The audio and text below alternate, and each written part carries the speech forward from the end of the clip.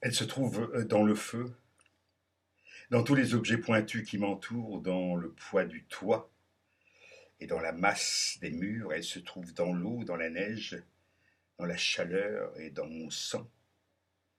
Que devient alors le sentiment humain de sécurité, si ce n'est une consolation pour le fait que la mort est ce qu'il y a de plus proche de la vie, et quelle misérable consolation qui ne fait que nous rappeler ce qu'elle veut nous faire oublier.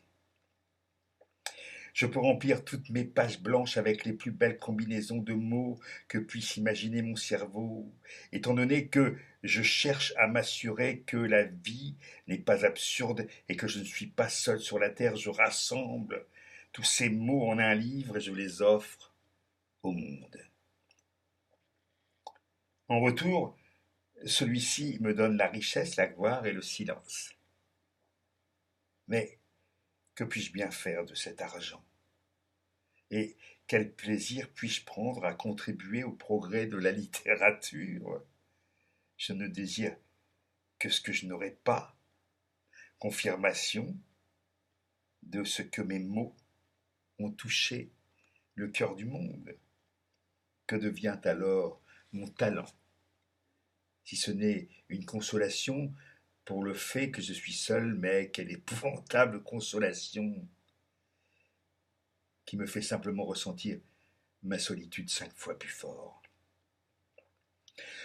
Je peux voir la liberté incarnée dans un animal qui traverse rapidement une clairière et entendre une voix qui chuchote: vis simplement, prends ce que tu désires et n'aie pas peur des lois.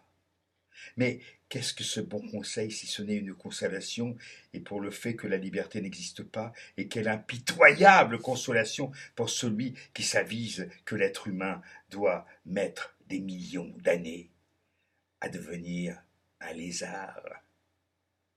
Pour finir, je peux m'apercevoir que cette terre est une fosse commune dans laquelle le roi Salomon, Ophélie et Himmler reposent côte à côte.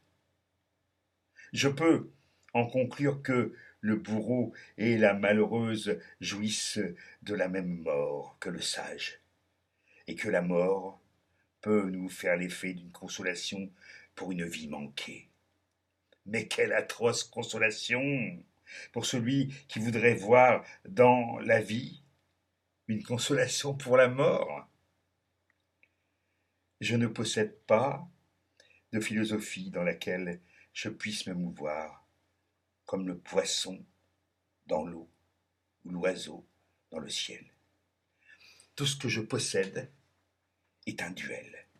Et ce duel se livre à chaque minute de ma vie entre les fausses consolations qui ne font qu'accroître mon impuissance et rendre plus profond mon désespoir, et les vraies qui me mènent vers une libération temporaire.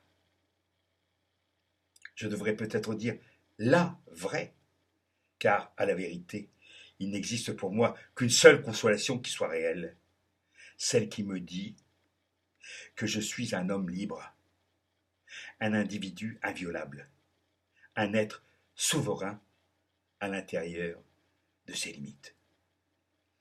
Mais ma liberté commence par l'esclavage et la souveraineté par la dépendance. Le signe le plus certain de ma servitude est ma peur de vivre. Le signe définitif de ma liberté est le fait que ma peur laisse la place à la joie tranquille de l'indépendance. On dirait que j'ai besoin de la dépendance pour pouvoir finalement connaître une consolation d'être un homme libre, et c'est certainement vrai. À la lumière de mes actes, je m'aperçois que toute ma vie semble n'avoir eu pour but que de faire mon propre malheur. Ce qui devrait m'apporter la liberté m'apporte l'esclavage et des pierres en guise de pain. Les autres hommes ont d'autres maîtres. En ce qui me concerne, mon talent me rend esclave au point de ne pas oser l'employer de peur de l'avoir perdu. De plus, je suis tellement l'esclave de mon nom que j'ose à peine écrire une ligne de peur de lui nuire.